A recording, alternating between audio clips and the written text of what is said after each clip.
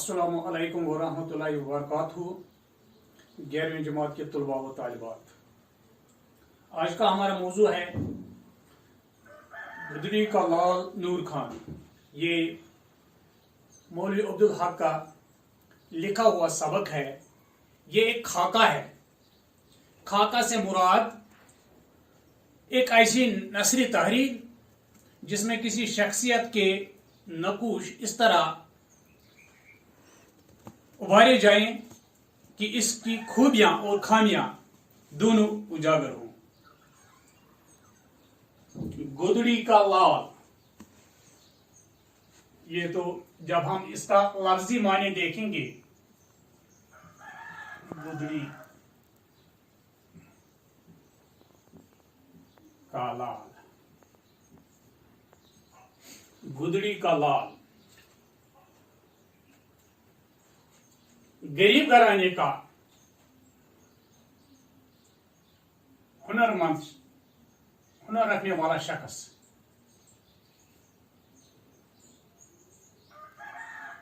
गरीब घराने का हुनर रखने वाला शख्स, गरीब घराने का साहिब हुनर भी हम इसको लिख सकेंगे। गरीब घराने का साहिब हुनर।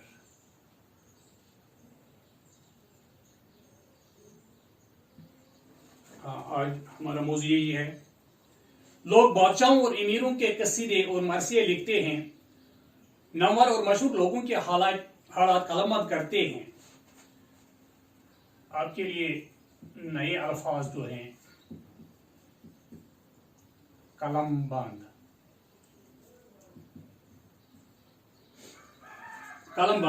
करते हैं। मैं एक गरीब सिपाही का हाल लिखता हूं इस ख्याल से कि शायद कोई पढ़े और समझे कि दौलतमंदों, अमीरों और बड़े लोगों के ही हालात लिखने और पढ़ने के काबिल नहीं होते, बल्कि गरीबों में भी बहुत से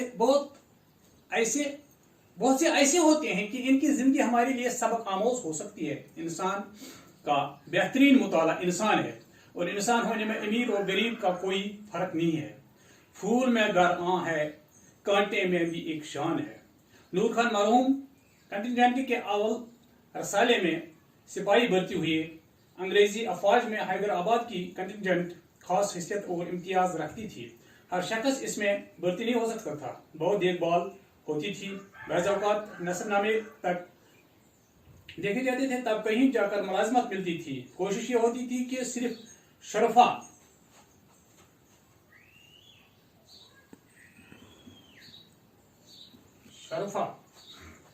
इसमें भर्ती किए जाएं। यही वजह है कि कंटिजेंट वाले इज्जत की नजर से देखे जाते थे, लेकिन बाद में ये कैद उड़ गई और इसमें और अंग्रेजों की दूसरी फौजों में कोई फर्क नहीं रहा।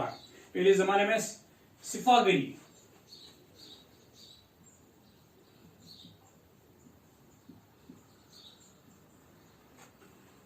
बहुत मुअज़्ज़ज़ पेशा समझा जाता था। अब इसमें और दूसरे पेशों में कोई फर्क नहीं रहा। बात यह है कि अशराफ का संभालना, अशराफ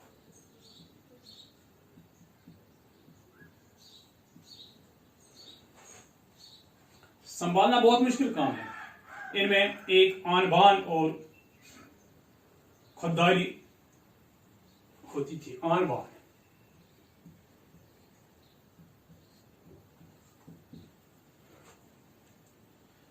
होती है, जो बहादुरी और इंसान का असल जवाब है। हर कोई इसकी कदर नहीं कर सकते, इसलिए शरीफ रोता और जलील हंसता है। ये जितना फैलता है वो उतना ही सुकुड़ता है। कर्नल नवाब अफसरुल मुल्क बहादुर भी नूर खान मरहूम के रसाले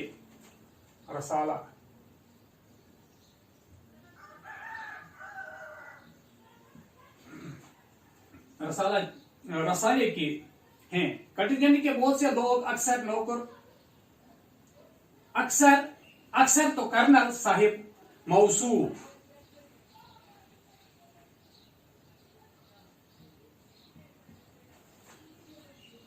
मौसूफ के तवसुत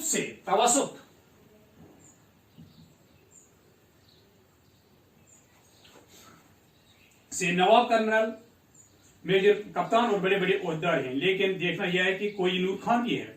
और रसाई के बाद लोगों से मालूम हुआ कि खान साहब मरहूम फौज में भी बड़ी आन बान से रहे और सच्चाई और फरशनासी में मशहूर थे।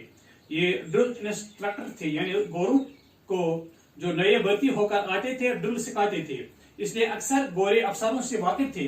वो बड़े शासवार थे और गोरे खूब पहचानते थे।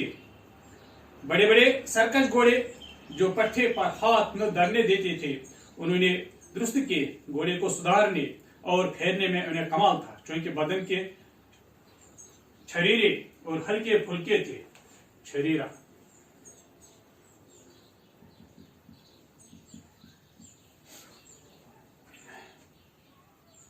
और हल्के फुल्के थे। घोड़ दौड़ में घोड़े दौड़ाते थे और अक्सर शर्तें जीते थे।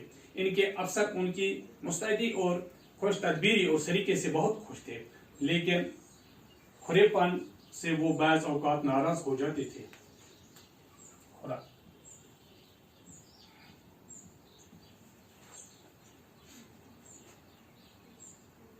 एक दफा का जिक्र है कि उनके कमांडिंग अफसर ने उनसे किसी बात पर खफा होकर, जैसा कि अंग्रेजों का आम कायदा है, उन्हें डेम कह दिया। ये तो गाली थी। खान साहब किसी की तिरछी नजर के भी रवादार न थे। उन्होंने फौरन रिपोर्ट कर दी। लोगों ने चाहा कि मामला रफा दफा हो जाए और आगे न बढ़े, मगर खान साहब ने एक न सुनी। मामले ने तूल खींचा और जनरल साहब को लिखा गया। कमांडिंग अफसर का कोर्ट मार्शल हुआ और इससे कहा गया कि खान साहब से माफी मांगी। हरचंद इसने बचना चाहा, मगर पेशी न हो गई और मजबूरन इससे माफी मांगनी पड़ी।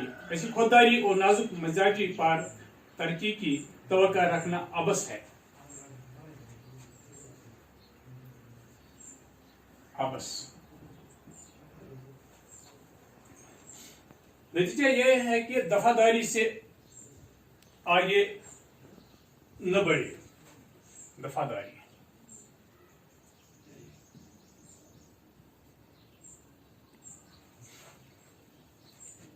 अच्छे बुरे हरकों में होते हैं। शरीफ अफसर खान साहब की सच्चाई और दयानतदारी और जफाकशी की बड़ी कदर करते थे और उनको अपनी अब्देली में रखते थे, मगर बैस ऐसे भी थे कि जिनकी सर में अनाज समाया हुआ था।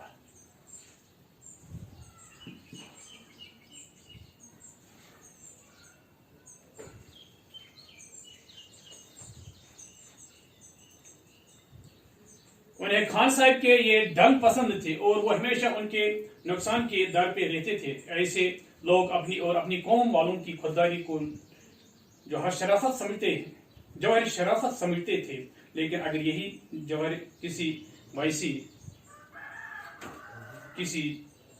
देसी में होता तो इससे गुरूर और गुस्ताखी पर मामूल करते थे। ताहम उनके अक्सर अंग्रेज अफसरान उन पर बहुत मेहरबान थे, खासकर कर्नल फरंटीन उन पर बड़ी इनायत करते थे और खान साहब पर इस कदर एतबार था कि शायद किसी और पर हो। जब कर्नल साहब ने अपनी खिदमत से इस्तीफा दिया तो अपना तमाम माल असबाब और सामान जो हजार रुपए का था खान साहब के सुपुर्द कर दिए। ये अमर अंग्रेज अफसरों को बहुत नागवार हुआ। उस वक्त कमांडिंग अफसर से न रहा गया और इसने कर्नल मौसूफ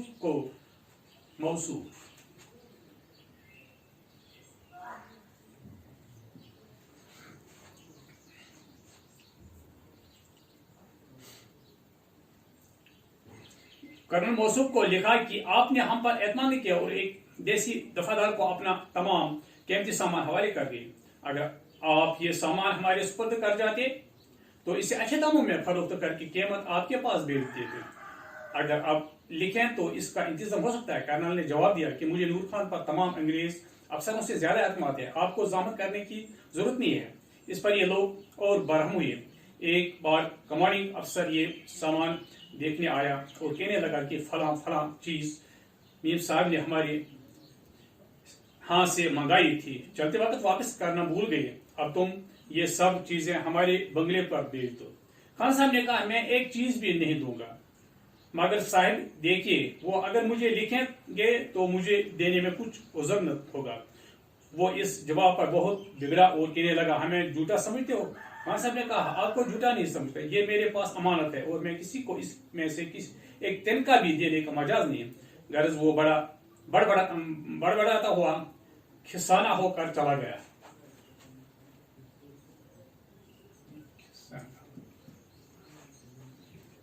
खान साहब ने एक अंग्रेजी मुहर्रिर से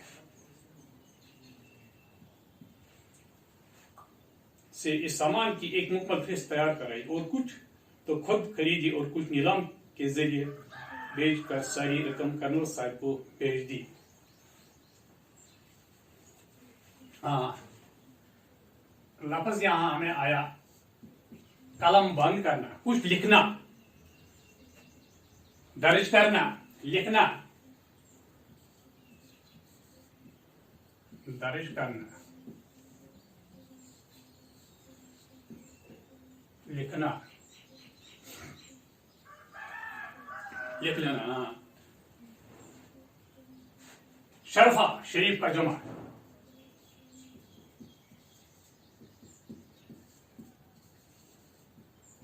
शरीफ का जमा। सिपाहगिरी सिपाही का काम।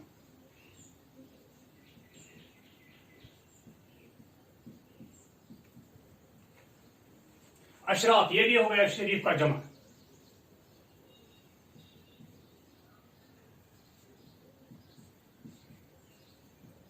आनवान शान शौकत।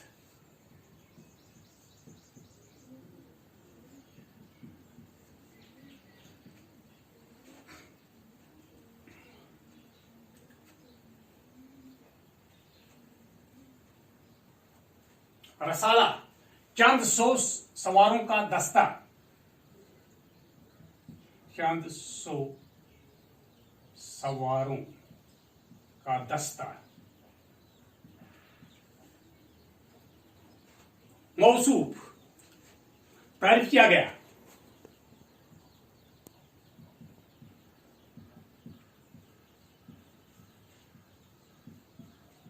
या जिसकी या इसको दूसरे लफ्ज में हम ममदू कहते हैं, जिसकी तारीफ की जाए। तवसुत जरिए,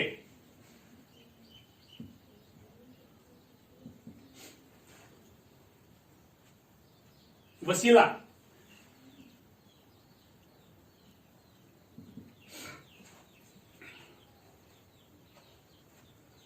छरीरा दुबला पतला,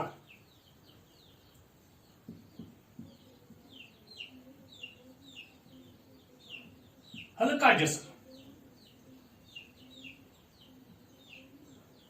हल्का जिस्म रखने वाला। खरा सच्चा साफ,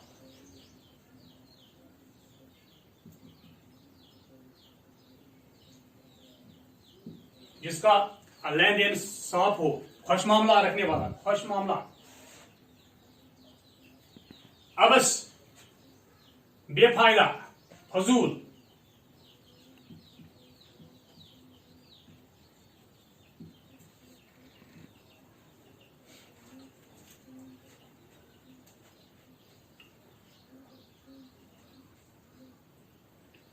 दफादारी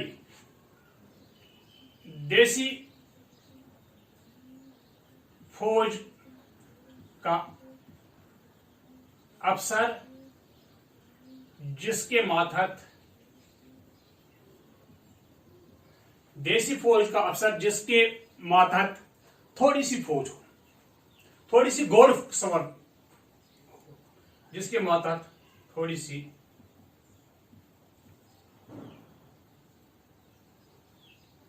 घोड़ सवार हो।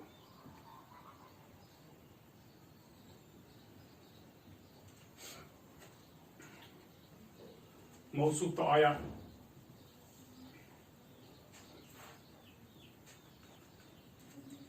खिसाना नाराजों पर जाना, दूसरे अल्फाज में हम दीवार का गिराना भी, यहां तो इसका आएगा नाराज होना। मुअल्लिफ तहरीर करना, तहरीर करने वाला। मुहर्रिर तहरीर करने वाला।